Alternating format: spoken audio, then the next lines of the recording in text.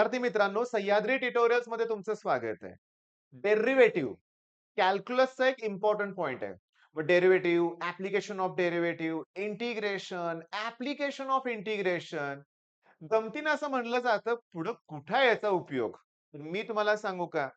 इंजिनिअरिंगला सिलॅबसमध्ये calculus हा main part असतो.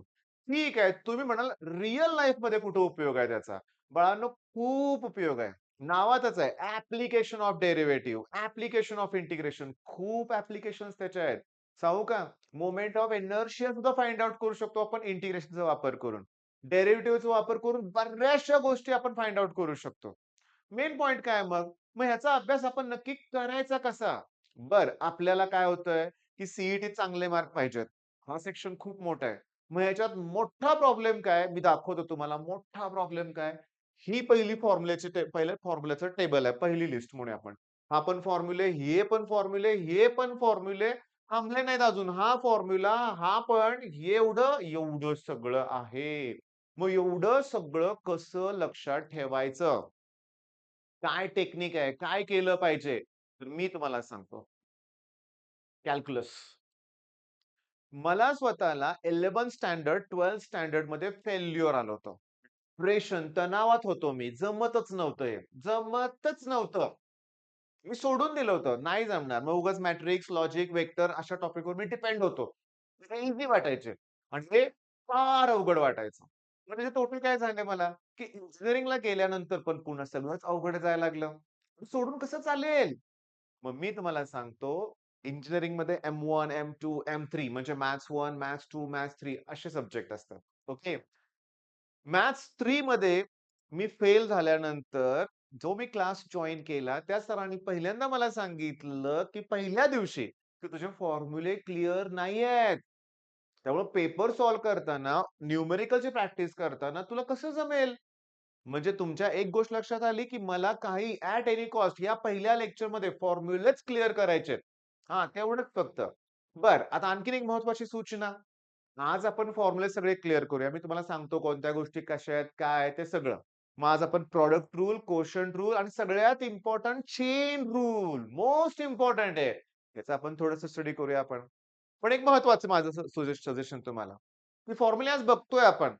फॉर्म्युल्याची seat तुमच्या जवळ पाहिजे. नेक्स्ट लेक्चरला जेव्हा आपण न्यूमेरिकल सॉल्व्ह करायला सुरुवात करू की नाही, तेव्हा मला काय हवंय माहितीये का, की मला ती फॉर्म्युल्याची लिस्ट तुमच्या जवळ पाहिजे. फॉर्म्युले कधीही पाठ करायचे नाहीत. फॉर्म्युल्याची प्रॅक्टिस करायची. एवढी प्रॅक्टिस करायची, की ते फॉर्म्युले लक्षात राहणार आणि ते कधीही विसरले जाणार नाहीत. हे मी माझ्या अनुभवावरून तुम्हाला सांगतो. ओके. मग त्या आजपासून एक वेगळाच तुमचा ॲटिट्यूड असणार आहे, की मला डेरिव्हेटिव्ह जमतंय. काही अवघड नाहीये. आपण जेईई लेव्हलचे क्वेशन्स घेणार आहोत. सीईटीत येणारे पी-वाय-क्यूज आपण सगळे घेणार आहोत लक्षात घ्या. सगळे ॲट एनी कॉस्ट. मग मला सांगा काय अवघड आहे मग? तर पी-वाय-क्यू घेत असताना हा व्हिडिओ तयार करायच्या अगोदर जेव्हा मी पी-वाय-क्यू बघितलेत, तेव्हा माझ्या लक्षात आलंय, की टेक्स्टबुक मधलेच प्रॉब्लेम बऱ्यापैकी आहे तसे नाहीयेत, पण तसेच त्याच्यावरतीच बेस्ड आहेत. मग चला आता सुरुवात करूया आपण. मग पहिली जी लिस्ट दिली मी आहे, हे फॉर्म्युले कदाचित तुमचे पाठच असणार आहेत. बघा बघू. सगळ्यात महत्वाचं पहिला फॉर्म्युला काय लिहिलंय? कॉन्स्टंट. सांगा कॉन्स्टंटचं डेरिव्हेटिव्ह काय असतं सांगा? 0. आता ऐका, मी तुम्हाला सांगतोय लक्ष द्या. अगोदरच सांगतो बरं का, की टॅन इन्व्हर्स एक्सचं डेरिव्हेटिव्ह आहे 1/1 प्लस एक्स स्क्वेअर. ओके. हे डेरिव्हेटिव्ह आहे टॅन इन्व्हर्स एक्सचं. ठीक आहे. ओके. जेव्हा प्रॉब्लेम सॉल्व्ह करताना इन्व्हर्सचा टाइप आहेत ना बाळांनो, तिथं एका ठिकाणी असं येणार आहे तुमचं टॅन इन्व्हर्स ए. मग मुलं काय करतात माहितीये का? टॅन इन्व्हर्स एचं डेरिव्हेटिव्ह 1/1 प्लस ए स्क्वेअर लिहितात. मग ते तुम्ही विसरलात नाही पाहिजे, की कॉन्स्टंटचं डेरिव्हेटिव्ह 0. अरे इथं ए लिहिलंय. तर सोडून जे काही असेल ते कॉन्स्टंट. मग कॉन्स्टंटचं डेरिव्हेटिव्ह काय येणार? 0. मग पहिला पॉइंट तुमचा क्लिअर झाला. की बऱ्याच ठिकाणी तुम्हाला कॉन्स्टंटचं डेरिव्हेटिव्ह काढावं लागणार आहे. म्हणजे मी तुम्हाला अजून सांगू का? बघा मी काय म्हणतोय लक्षात घ्या. इथे लिहितो मी. साइन 3x प्लस 4 चं डेरिव्हेटिव्ह काढायचं आहे समजा. आता साइनचं डेरिव्हेटिव्ह शोधूया. साइनचं डेरिव्हेटिव्ह cos x. पण थांबा, कंपोझिट फंक्शन आहे तिथं आत 3x प्लस 4 दिलंय. नुसतं sin x असेल cos x आलं असतं. मग sin x चं डेरिव्हेटिव्ह, sinचं डेरिव्हेटिव्ह cos 3x+4 पण चेन रूल नुसार ही जी टर्म आहे त्याच्या डेरिव्हेटिव्हनं मल्टिप्लाय करावं लागतं आणि ते करत असताना हा नंबर वाचा किती आहे? 4. 4 ही कशी टर्म आहे? कॉन्स्टंट. त्याचं डेरिव्हेटिव्ह काय येणार आहे? 0. मग एक-एक पॉइंट मी असा क्लिअर करणार आहे बरं का. पहिला पॉइंट काय मग? लिहून ठेवायचं की कॉन्स्टंटचं डेरिव्हेटिव्ह 0. मग तुम्हाला असं वाटेल, सर मग सगळं 0 होईल की? नाही. कारण इथं प्लस साइन आहे. याचं डेरिव्हेटिव्ह तर तुम्ही म्हणाल 3 कॉन्स्टंट आहे. त्याचं डेरिव्हेटिव्ह 0 आलं पाहिजे. नाही. इंटू एक्स आहे ना. एक्सचं डेरिव्हेटिव्ह काय येणार? हो, हो. इथं एक्सचं डेरिव्हेटिव्ह दिलंच नाहीये. हे आहे ना, एक्स रेज टू एनचं डेरिव्हेटिव्ह काय असतं? एन पुढं घ्या आणि म्हणजे रेज टू टर्म आहे ती पुढं घ्या आणि जे आहे त्यातनं एक कमी करा. पण एनची व्हॅल्यू 1च आहे ना. म्हणजे थोडक्यात होणार काय मी तुम्हाला सांगतो बघा. एक्स रेज टू 1चं डेरिव्हेटिव्ह ते 1 पुढं घ्या आणि त्याच्यातून 1 कमी करा. चला 1 - 1 किती रे? 0. एक्स रेज टू कुठल्याही नंबरला रेज टू 0 असेल तर आन्सर 1 येतं लक्षात घ्या. मग 1 * 1 1 मग एक्सचं डेरिव्हेटिव्ह 1. मग ह्या एक्सचं डेरिव्हेटिव्ह 1 * 3 3 येणार. ओके. म्हणजे चला 2 फॉर्म्युले झाले. मी तुम्हाला सांगतो ॲप्लिकेशन ऑफ डेरिव्हेटिव्ह मध्ये तुम्हाला एक्स रेज टू 4 तो कलर दिसतोय का रे तुम्हाला व्यवस्थित? दिसतोय. ठीक आहे. नाहीतर थांबा मी कलर ॲक्चुअली येलो घेतो.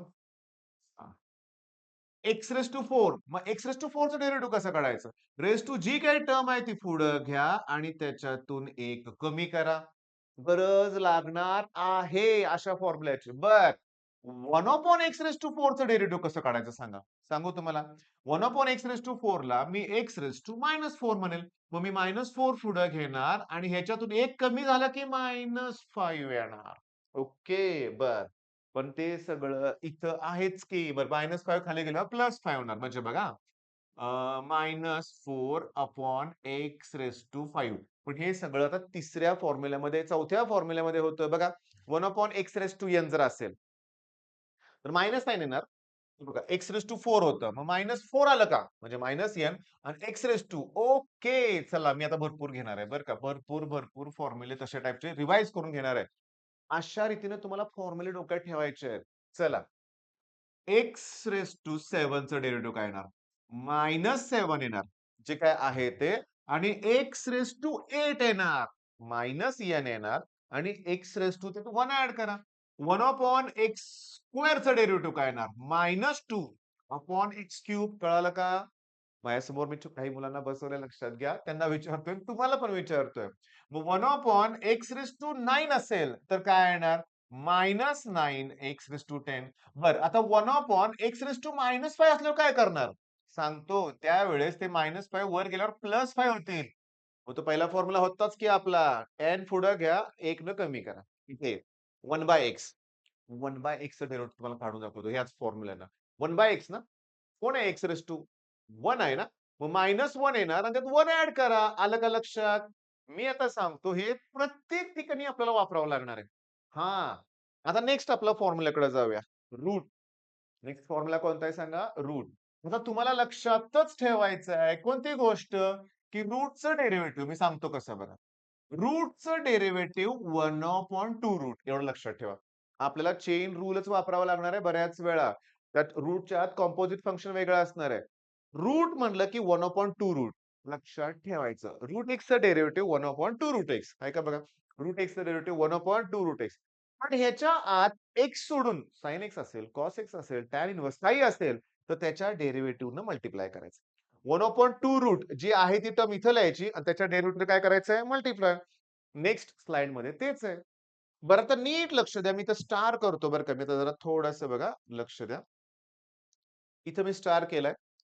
ह्या फंक्शनची सुरुवात सी न होते. इथं मी स्टार केलाय सी न सुरुवात होते. इथं मी स्टार केलाय सी न सुरुवात होते. काय सांगायचंय मला? काय सांगायचंय मला मी तुम्हाला सांगतो, की सी न सुरुवात होणाऱ्या फंक्शनचं डेरिव्हेटिव्ह निगेटिव्ह आहे बघा. कॉस एक्सचं डेरिव्हेटिव्ह मायनस साइन एक्स. कोसेकचं derivative minus cosec x cot x. Cot एक्सचं derivative minus cosec square x. हा माझा सगळ्यात आवडता फॉर्म्युला आहे. ई रेज टू एक्सचं डेरिव्हेटिव्ह ई रेज टू एक्सच. पण ए रेज टू एक्सचं derivative a raise to x into log a. Log एक्सचं डेरिव्हेटिव्ह 1/x. हां, पण थांबा. मॅथ्समध्ये नुसतं जेव्हा लॉग एक्स लिहिलेलं असतं तेव्हा बेस ई असतो बरं का. बेस ई कन्सिडर करतो आपण.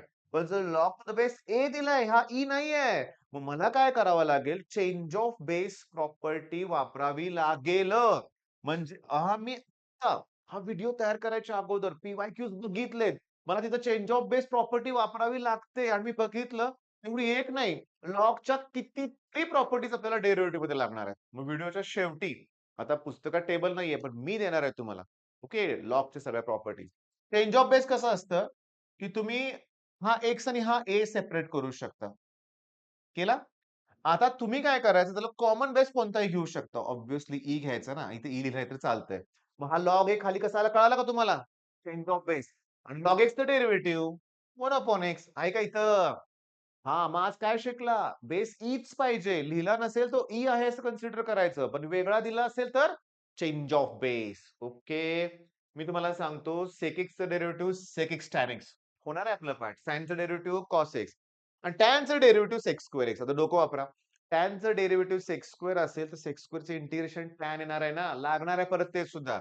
पण कॉटचं बघा कसं आहे बघा, इथं कोसेक स्क्वेअर आहे, इथं सेक स्क्वेअर आहे. आता माझं म्हणणं काय आहे बघा, सजेशन की हे जे टेबल आहे, हे लिहून घेणं गरजेचं आहे. पण महत्वाचं त्याचं आपण आता डेमोज घेतले, की ह्याचे कितीतरी एक्झाम्पल आपण घेतले. म्हणजे या एन मध्ये वेगळ्या-वेगळ्या व्हॅल्यू पुट करून आपण बघितल्या लक्षात घ्या. ओके. ठीक आहे. मग पहिलं क्लिअर? ओके. इथंच मेन आहे सगळं. सांगा बघू सी न सुरुवात होणारे कोण-कोण आहेत? Cos x, cosec x, cot x. त्याचा डेरिव्हेटिव्ह पॉझिटिव्ह आहे का निगेटिव्ह? निगेटिव्ह. मग कॉसचं डेरिव्हेटिव्ह मायनस साइन. कोसेकचं derivative minus cosec x cot x. आणि कॉट एक्सचं derivative minus cosec square x. Okay. अतिशय महत्वाचा हा पार्ट आहे. Product rule. बघा u v sine x into tan x दिलं, sine x into e raise to x दिले, e raise to x into log x दिले. दोन वेगळ्या वेगळ्या टर्म आहेत आणि त्याचं काढायचंय तुम्हाला डेरिव्हेटिव्ह. मग दोन वेगळ्या वेगळ्या टर्मचं डेरिव्हेटिव्ह काढायचं असेल तर first term as it is derivative of the second term, second term as it is derivative of the first term. पहिली टर्म तशीच, दुसऱ्याचं डेरिव्हेटिव्ह प्लस दुसरी टर्म लिहा इंटू पहिल्याचं डेरिव्हेटिव्ह. सारखं तुम्हाला हे म्हणून घेणार तुमच्याकडनं. प्रॉडक्ट रूल लागणारच आहे. त्याच्याशिवाय होणारच नाहीये हे लक्षात घ्या. ओके. पण प्रॉडक्ट रूल खूप सोपा आहे. First term as it is derivative of the second term plus second term as it is derivative of the first term पण quotient rule u upon v. तर कोशंट रूलला मी असं म्हणणार आहे न्यूमरेटर अपॉन डिनॉमिनेटर. बघा मी काय म्हणतोय ते. Numerator upon denominator. तर पहिल्यांदा डिनॉमिनेटर आहे तसं लिहायचा आणि न्यूमरेटरचं डेरिव्हेटिव्ह काढायचं. तर न्यूमरेटर तसाच ठेवायचा आणि डिनॉमिनेटरचं डेरिव्हेटिव्ह काढायचं आणि खाली डिनॉमिनेटरचा स्क्वेअर करायचा. खूप इम्पॉर्टंट आहे. मायनस साइन आहे मध्ये. ब्रॅकेटचा यूज करावा लागणार आहे. कारण समजा डिनॉमिनेटर तुमचा कॉस एक्स आहे. त्याचं डेरिव्हेटिव्ह मायनस साइन येणार आहे. त्या मायनसमुळे मायनसचं प्लस होणार आहे. मग मला पाहिजे तुमच्याकडून क्युरेसी. आजच्या लेक्चरला मी भरमसाठ न्यूमेरिकल सुद्धा घेऊ शकलो असतो. नाही घेणार. हे घेणार आहे. मग माझं नेक्स्ट लेक्चरला टार्गेट काय असणार आहे? मी तुम्हाला अगोदरच सांगितलं, की मला हे सगळं लिहून पाहिजे व्यवस्थित एका ह्याच्यात नोट्स. सगळ्या लिहून पाहिजेत लक्षात घ्या. आणि ह्या लिहून झाल्यानंतर मग न्यूमेरिकल सॉल्व्ह करताना कुठलं लागणार आहे फॉर्म्युला हे आपण फॉर्म्युला बघून वापरणार आहे. आणि त्याच्यानंतर काय होणार आहे मग ते आपले परफेक्ट राहणार आहे. चला. प्लस मायनसला काही इश्यू नाहीये. 2 वेगवेगळ्या टर्म असतील तर प्लस असेल तर प्लस घ्या, मायनस असेल मायनस घ्या. सेपरेटली प्रत्येकाचं डेरिव्हेटिव्ह काढायचं. बरं आता या स्लाइड वरती माझ्याकडे थोड्याशा जागा आहे. मग मी लॉगचे काही रूल तुम्हाला एक्सप्लेन करतो. Log x raise to x असेल समजा. तर लॉगची एक प्रॉपर्टी सांगतो, की जी रेस टू टर्म आहे ती पुढे येते. म्हणजे मला मिळणार आहे एक्स लॉग एक्स. कळालं का? अजून गरज लागणार आहे. मी एक पी-वाय-क्यूज मध्ये बघितले. लॉग 1 ची व्हॅल्यू किती असते सांगा? 0. ठीक आहे. अजून मला अशी गरज लागणार आहे log e raise to x आणि टॅन एक्स. खूप टर्म असतात मी 2च घेतले. इंटू काय सांगा? इंटू असेल तर प्लस साइन येणार. मग काय येणार? Log e raise to x plus log tan x. Okay. सांगा ही प्रॉपर्टी कळेल ना? रेस टू टर्म पुढे येते. रेस टू कोण आहे? एक्स ते पुढे येणार. म्हणजे इथे नेक्स्ट स्टेपला काय होणार? X log E. सांगितलं होतं. मॅथ्स मध्ये बेस नाही आहे म्हणजे कुठला असणार आहे? ई असणार आहे, लक्षात घ्या. इथे घ्यायची गरज. बाई तिथं का लिहिला मग मी? बेस आणि इथली टर्म सेम असेल, पुन्हा लॉगची प्रॉपर्टी. इथं जी टर्म आहे तीच इथं असेल, तर आन्सर काय येणार आहे? 1 येणार. लिहून घ्या. बरं आता मी सांगितलं इंटू असेल तर प्लस, पण समजा हेच टर्म अशी असती, log e raise to x upon असतं टॅन एक्स अपॉन, तर प्लसच्या ठिकाणी काय झालं असतं? मायनस. चला, बरं वाटायला लागलंय मला. तुम्हाला कितपत वाटतंय ते मला कमेंट बॉक्समध्ये नक्की सांगा. तुमच्या काय अपेक्षा आहेत ते मला सांगा. मला कळू देत. हा काय प्रकार आहे? Composite function. मगाचेच फॉर्म्युले रिपीट आहेत. रूटचं सांगा. मी तुम्हाला बोललो होतो बघा. आठवतंय का? की रूट एक्सचं डेरिव्हेटिव्ह 1/2 रूट. मग फंक्शन वेगळं कुठलं असणार आहे. मग त्याचा डेरिव्हेटिव्ह 1/2 रूट आहे का? जे आहे ते फंक्शन लिहिलं. पण या फंक्शनच्या डेरिव्हेटिव्हनं मल्टिप्लाय केलं. हे मी आता इथं वरती लिहिलंय. आपण पुढे लिहिणार आहे. म्हणजे सांगू का? असं पाहिजे मला. रूट थांबा. रूट साइन एक्सचं डेरिव्हेटिव्ह काढायचं. मला सांगा. डी बाय डीएक्स लिहूया बरं का. ओके. मग रूटचं डेरिव्हेटिव्ह काय? 1/2 रूट आणि हे आहे तसं लिहायचं. आहे तसं. इंटू याच्या डेरिव्हेटिव्हनं मल्टिप्लाय करायचं. हे डोक्यात ठेवा बरं का. हे इम्पॉर्टंट आहे. सगळ्यात इम्पॉर्टंट हे आहे. रूट बऱ्याच ठिकाणी लागणार आहे. आता गंमत मी आणखीन करतो बघा. रूट, साइन आणि ई रेज टू एक्स. मग कसलं कंपोझिट फंक्शन आहे बघा की. इथे 3 डेरिव्हेटिव्ह काढायला लागणार.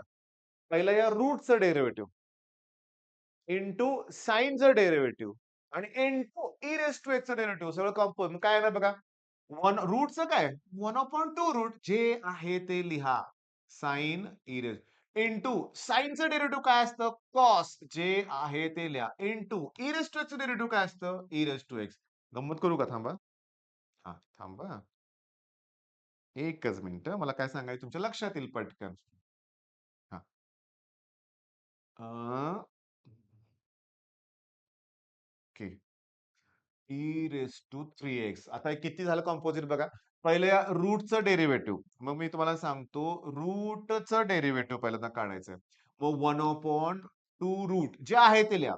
Sign e raise to 3x into साइनचं derivative cos e raise to 3x into e raise to 3x चं derivative e raise to 3x into या 3x चं डेरिव्हेटिव्ह 3. मगाशी बोललो होतो मी 3 कॉन्स्टंट जरी असला तर एक्सचं डेरिव्हेटिव्ह 1 आहे. तर 3 इंटू 1 3 येणार लक्षात घ्या. केवढं आहे ना? मग आता कंपोझिटचा प्रकार मला सांगायचं नाहीये. पण सी न सुरुवात होणारं डेरिव्हेटिव्ह निगेटिव्ह. सी न सुरुवात होतोय derivative negative, negative. Okay. Log f of x. Log एक्सचं डेरिव्हेटिव्ह काय असतं? 1/x. पण इंटू एफ डॅश एक्स असणार आहे बघा. आलं का लक्षात? तेव्हा आता व्हिडिओ पॉज करा. हे फॉर्म्युला एकदा व्यवस्थित बघून लिहा. हेच लागणार आहेत. हेच मेन आहे. चेन रूलचे फंक्शन असल्यावर काय? Chain rule. एक्स नुसतं रूट एक्स असतं ना, तर 1/2 रेट असतं रे. पण आता एक्स सोडून जे काय असेल तर इंटू त्याचं डेरिव्हेटिव्ह इंटू. आता सीईटी बोर्डच्या एक्झाममध्ये डिटेलमध्ये लिहावं लागतं. पण सीईटीत आपण एकाच स्टेपमध्येच करणार आहे बरं का. आता हा एक वेगळा सेक्शन आहे. ह्याच्यावरती एक वेगळा सेपरेट व्हिडिओ असणार आहे. इन्व्हर्स फंक्शन सगळे. साइन इन्व्हर्स एक्सचं डेरिव्हेटिव्ह 1/√1 - x². याची गरज इंटिग्रेशन मध्ये लागते. याची गरज ऍप्लिकेशन ऑफ इंटिग्रेशन मध्ये लागते. सर्कलचा एरिया काढताना मला हा फॉर्म्युला लागतोय. मग साइन इन्व्हर्स एक्सचं डेरिव्हेटिव्ह आहे 1/√1 - x². कॉस इन्व्हर्सचा तोच फॉर्म्युला आहे फक्त प्लस आणि इथं मायनस. लक्षात ठेवा. बरं मग आता मी काय करतोय बघा. साइन इन्व्हर्स x² डेरिव्हेटिव्ह मला काढायचं आहे. कॉम्पोजिट फंक्शन आहे. एक्स सोडून दुसरं काही दिलं तर तुम्हाला चेन रूल वापरावा लागणार आहे. मग याचं डेरिव्हेटिव्ह काय ना बघा 1/√1 मायनस जे काही आहे त्याचा स्क्वेअर. हां. आणि इनटू त्याचं डेरिव्हेटिव्ह x² डेरिव्हेटिव्ह 2x येणार. कसं? रेज टू रूटनं माहिती पुढे घेतो. आपण त्यातनं 1 कमी करतो. पण x⁻1 लिहायचीच गरज नाही. आलं का 2x? चेन रूल कळाला का? मग हा फॉर्म्युला लिहून घ्या. ओके. साइन आणि कॉस. आता टॅनला काय आहे 1/1 + x². आहे का? कॉटला निगेटिव्ह. ओके. हे 4च फॉर्म्युले मेनली लागणार आहेत. कारण मी कसं शिकवणार आहे तुम्हाला? मला सेक इन्व्हर्स दिलंय. मी त्याला कॉस इन्व्हर्स मध्ये कन्व्हर्ट करणार. रेसिप्रोकल घेऊन.